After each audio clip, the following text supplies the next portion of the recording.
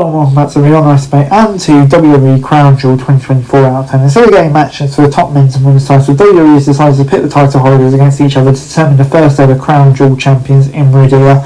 The belts will not be defended in the same way in the WWE and World Heavyweight Championships regularly defended. This will be a one-time honor, similar to kind of King and Queen of the Ring. But let's get straight into the first match of the night, which is Bloodline versus Bloodline. The match WWE chose away from the Crown Jewel was this Bloodline Civil War with Reigns and Sikoa's versions going up against each other. Tagalolo was not part of this bout, but was still present.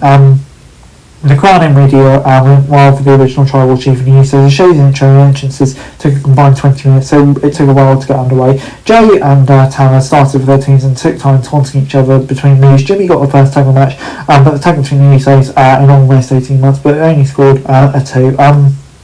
When Reigns asked for a tag, Jay tagged his brother instead. The signs of frictions were beginning to show as Solo tagged in. The contest was in line with most of what we've seen from the Bloodline since its inception. There was a work rate match with the best chain wrestling or most dangerous moves. This was the story we were telling. It's the definition of sports entertainment. However, we don't want to take that away from 6 competitors in the ring. Everyone put forth a great effort to make this fun, but it would be a lie to say this is the most action-packed and competitive bout of the show. All that being said, it played out exactly how it needed to. The new Bloodline was a cohesive unit, while the OG Bloodline dealt with communications and trust issues. The OTC and Street Champ tagged in all at the same time and began trading punches. Both men survived at each other's best shots, but it was Sikoa who emerged victorious, taking out Reigns with 3 spikes. Sikoa and the crew continued to assault Reigns and the Usos afterwards, but Sami Zayn's music hit and he marched out to hit this ring. Sikoa held out his arms for a hug, but wanted Zayn to join him, but the babyface unleashed and Zoda speechless. He ended up accidentally kicking Reigns when Sikoa drove to the hit. Jay, Jimmy and Zayn argue while Reigns tried to recover. This was great, because obviously we all know where it's leading to. The pop was great, and obviously what goes down in TV and kind of makes it definitely very intriguing. So yeah, this was great stuff. We then got the full-way for the women's tag team championships. Blair and Cole came into the bout and had the odds stacked against them. But the ESW and the GNS and Sky began, but any one of the team could tag in at any time, so we were trying to avoid the corners that didn't contain their own teammates. Sky got a little close and Green tagged herself in. From the point, this match was a series of quick tags and exchanges from all 14. We saw a few botched moves, but most of what these performers did look good. Cargo and Legend were especially stiff with some of their strikes, and it was a great sequence. As always, Green and Niven stood out because of their hilarious antics, but overall all the teams came away from this looking good. I think it's just an entertaining match. The few sequence had a few hiccups, but Cargo and Belair retained taking up Niven with their finisher. The viz was fun, but not without a problem. So yeah, I'm going to give it a 6 out of 10. Probably the right result, but I think, did exceed expectations in some ways. Rollins and Reed then fought in an unsanctioned match. The wording is supposed to indicate that WWE does not approve of this bout, and it's not responsible for what happens. Rollins was his usual jovial self during his entrance, and Reed had the usual look of disdain as he walked around, but he didn't even make it halfway before the Visionary messed him on the ramp to again fighting. Rollins used his speed to keep the big man on defence, but he gave Reed too much time to recover and ended up being thrown over the barricade onto the office chair in the timekeeper's area. They finally got into the ring to make it official. Wells began to form on the Visionary's back as the former North American champion decimated him. He kept finding ways to get back, but Reed appeared to have just as much energy and resistance. This was WWE giving Reed a big opportunity, a singles match, a big win against the multi-time world champions, a chance he's been waiting to display. Reed is a monster, but he shrugged off some of Rollins' big moves. The crowd was eating up every second of him. At some point it seemed like the crowd favoured him, even with Rollins having a lot more experience. They did a good job of making him feel like the underdog against the near unstoppable powerhouse. Rollins hit several stunts, including one from top right, to finally put Reed away. This was a lot of fun and made Reed look like a viable star. We'd love to get in the big win, but hopefully that will come further down the line. So yeah, this was really good stuff. Get 7 out of 10 from me.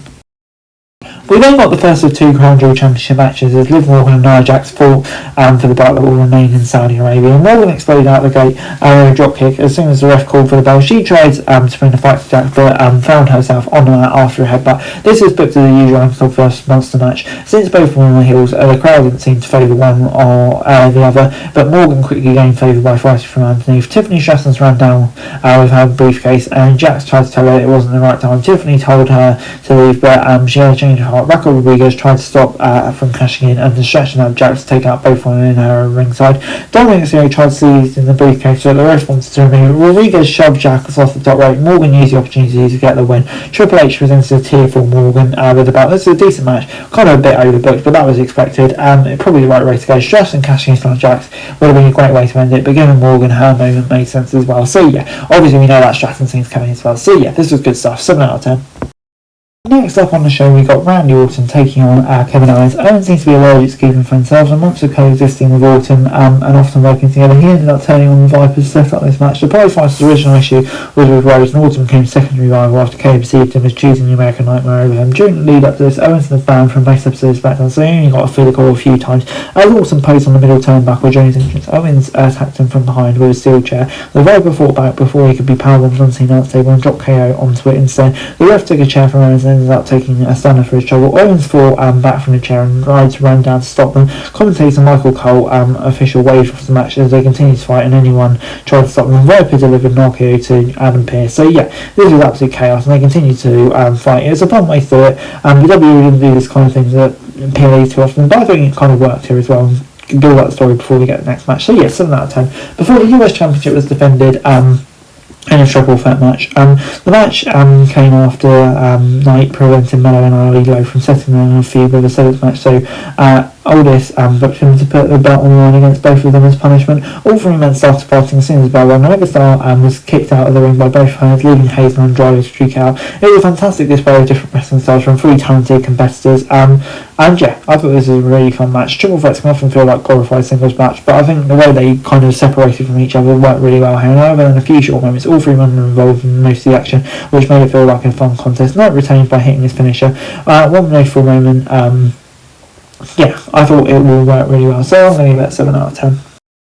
The main event of the night was the Crown Jewel Championship match between Gunther and Cody Rhodes. They were slow to lock up and circled each other as the crowd chanted on and off. It made them pause for a moment to take it in before finally getting going with the exchange of wristlocks. The ring general out-wrestled the American Nightmare for a few minutes as they kept it simple and focused on more grappling than anything else. Once they upped the intensity, both men started to take more rest and go further. And go for bigger impacts. Rose tried everything to combat Gunther's brutal style and seemed to come out short at every turn. In many ways it felt like a throwback. They weren't doing many flashy moves or trying to shoot left, right and centre. They were just 2 accomplished wrestlers fighting to see who was the best. The American Nightmare began to show signs of life after spending several minutes behind and punished by the ring camera. He was able to counter a sleeper by running back to a pin and defeat Gunther and win the Crown Jewel Championship. It's a good way to win the match to keep Gunther strong. Rhodes got one over him this time, but the Austrian showed him some respect by offering a handshake before leaving. So yeah, this gets an 8 out of 10 for me. I thought this was really, really good.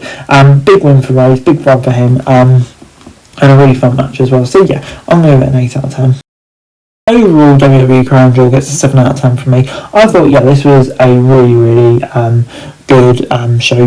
You know, Gunther and Cody in the main event really ripping it up, as they did with the women's match. I think the Bloodline stuff is so intriguing, and I thought, you know, the US triple threat match worked really well. So yeah, on the whole, I thought it was a really, really good show.